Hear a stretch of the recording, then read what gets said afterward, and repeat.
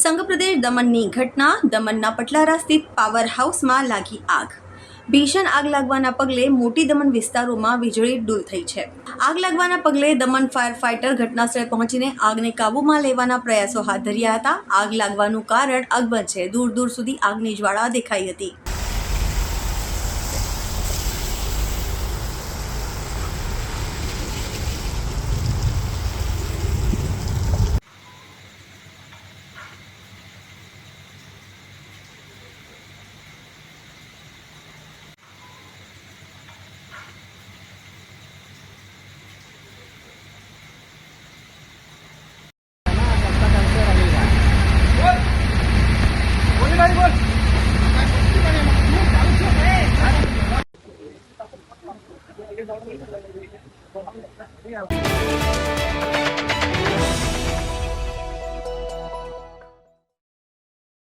વલસાડ નગરપાલિકા દ્વારા તિથલ રોડ પર કરવામાં આવેલી ગટરની કામગીરીમાં મોટી બેદરકારી સામે આવી છે. પાલિકા દ્વારા કામમાં વેટ ઉતારીને ગટરનું યોગ્ય રીતે પુરાણ ન કરાતા રસ્તા પર ભારે ટ્રાફિક જામ સર્જાયો હતો અને પસાર થતા વાહનોને પણ નુકસાન પહોંચ્યું હતું.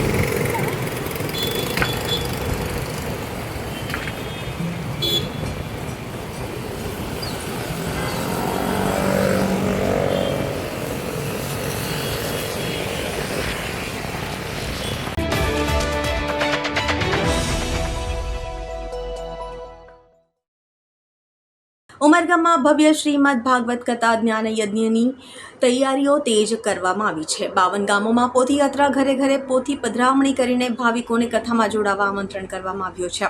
સર્વે પિતૃના મોક્ષાર્થે આયોજિત ભવ્ય શ્રીમદ ભાગવત કથા જ્ઞાન યજ્ઞને લઈને ઉમરગામ તાલુકામાં ધાર્મિક માહોલ છવાયો છે.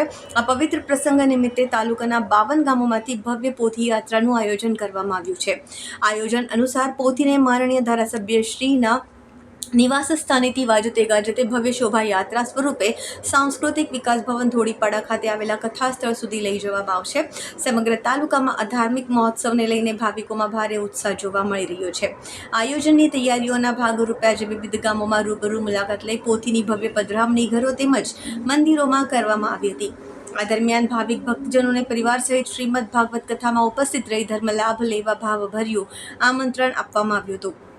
આ પ્રસંગે વિજયભાઈ પાટકર, મયુરીબેન બારિયા, લલિતાબેન દુમાડા, ભાવિનીબેન માછી, વનિતાબેન ગોલકર, ભાવિનીબેન કામલી, મનીષાબેન પ્રીતમ મણાની, સ્વીટીબેન ભંડારી, રંજનાબેન રાઠોડ, ટીનાબેન પટેલ તથા હેમંત વારલી સહિતના આગેવાનો ઉપસ્થિત રહી આયોજનને સફળ બનાવ્યા હતા.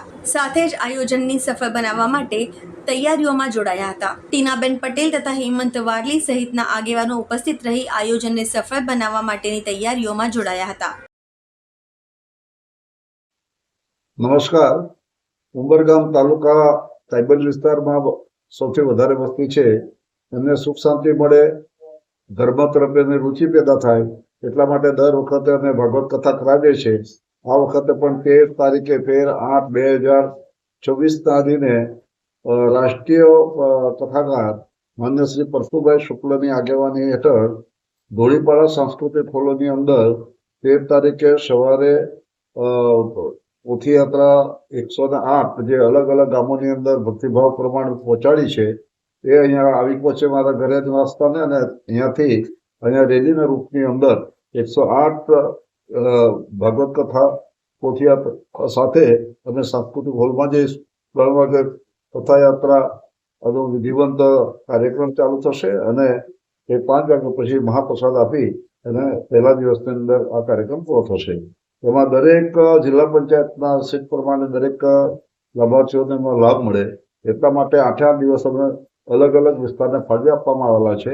ત્યાંથી ખૂબ મોટી સંખ્યાની અંદર રોજ 2,000 લોકો આ પાવન પવિત્ર કથાનું શ્રવણ કરે એટલા માટે એમને આમંત્રિત કર્યા છે અને એમને સૌને અમે મહાપ્રસાદ પણ રોજ કરાવીશું, વસ્ત્રદાન પણ આપીશું. આભાર.